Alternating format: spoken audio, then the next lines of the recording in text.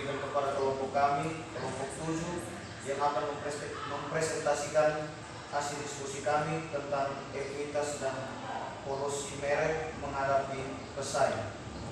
Baik, tanpa memperpanjang waktu, langsung saja kami mempresentasikan materi kami kepada materi pertama. Silakan.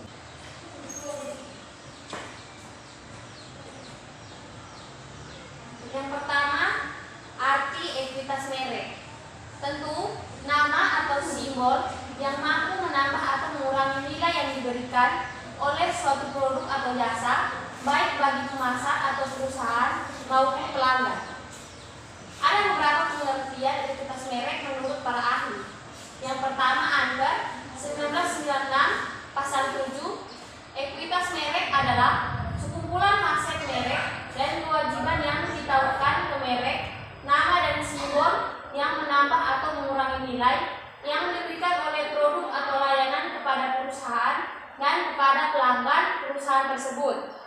Yang kedua, SIM 2012 pasal 33, ekuitas merek adalah nilai dari sebuah merek yang mampu menghasilkan brand ambassador yang tinggi dan asosiasi merek yang kuat, disukai dan mungkin pula unik yang diingat konsumen atas merek tertentu. Ekuitas merek adalah seperangkat asas atau kepercayaan merek yang terkait dengan merek. Yang ketiga, menurut Supranto dan Lima Krishna tahun 2011 pasal 132, ekuitas merek adalah suatu nilai yang ditentukan oleh konsumen pada suatu merek baik atas karakteristik atau atribut fungsional dari produk atau maupun di luar karakteristik atau atribut fungsional dari produk.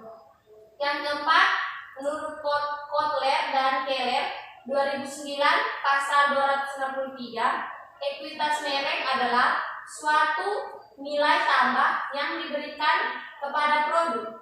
Ekuitas merek ini bisa dalam bentuk cara konsumen berpikir, merasa dan bertindak dalam hubungan dengan merek dan juga harga pasar dan profitabilitas yang diberikan merek bagi perusahaan.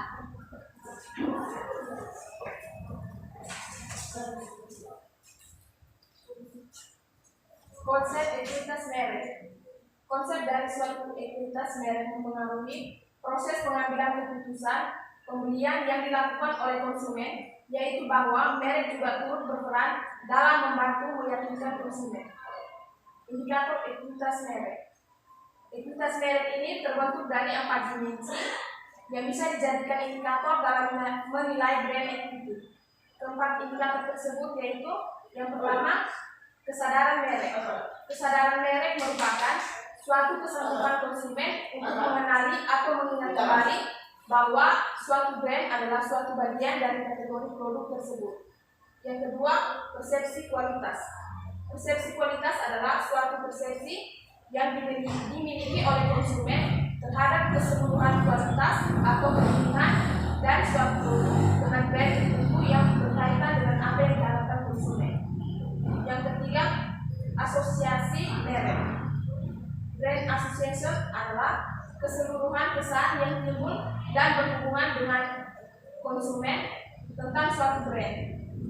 Yang keempat, loyalitas merek. Brand loyalty adalah suatu ukuran kedekatan atau keterkaitan konsumen pada suatu merek. Ukuran tersebut mencerminkan tentang mungkin tidaknya seorang konsumen akan beralih atau berpaling ke brand yang lain.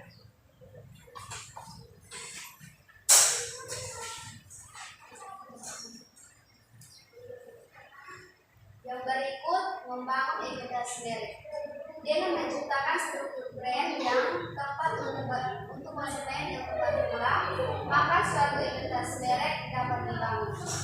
Apabila didasarkan pada perspektif manajemen pemasaran, ada 3 komponen penggerak brand equity, yaitu sebagai berikut. Yang pertama, tujuan awal yang ditetapkan untuk elemen atau identitas brand yang mampu membentuk brand atau nama, logo, lambang, slogan, dan lain sebagainya. Yang kedua, seluruh kegiatan pemasaran dan juga berbagai program pemasaran pendukung yang menyertainya. Yang ketiga, asosiasi lainnya yang bekerja secara tidak langsung pada brand dengan menghubungkan brand tersebut dengan beberapa entitas lain atau orang, tempat, dan barang. Yang berikut, mengelola entitas merek. Untuk melakukan pengelolaan brand dapat dilakukan dengan dua cara kegiatan berikut. Yang pertama, penguatan merek. Entitas merek dapat diperkuat dengan melalui kegiatan pemasaran yang dilakukan konsisten, yaitu dengan menyampaikan hakikat atau arti suatu brand dalam hal produk seperti yang dipresentasikan. Yang kedua, revitalisasi merek. Revitalisasi merek adalah kegiatan yang dilakukan dengan tujuan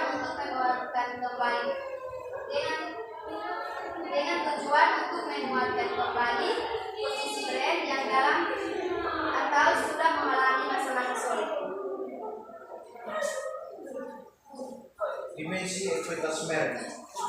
Akhir tahun 2012 merumuskan 5 dimensi yang membangun ekuitas merek sebagai berikut.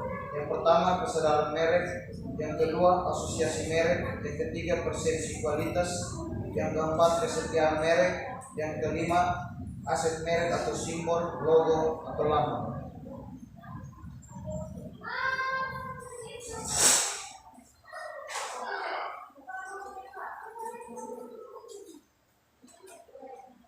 Yang berikut, konfigurasi ekuitas merek.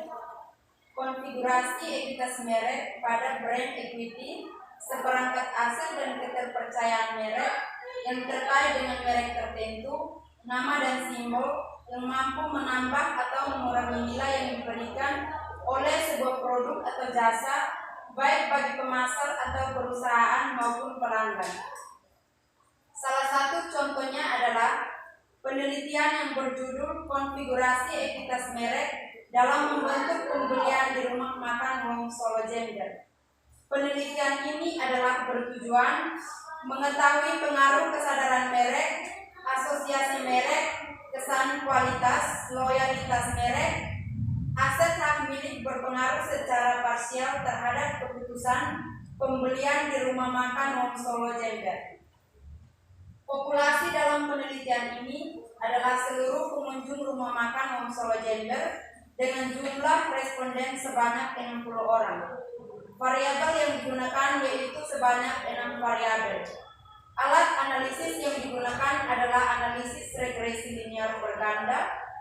Hasil penelitian menunjukkan bahwa ada kesadaran merek, asosiasi merek, kesan kualitas, dan loyalitas merek berpengaruh signifikan terhadap keputusan pembelian konsumen di rumah makan Wong Solo Jember dengan arah positif, sedangkan aset hak milik berpengaruh tidak signifikan terhadap keputusan pembelian konsumen di rumah makan Wong Solo Jember.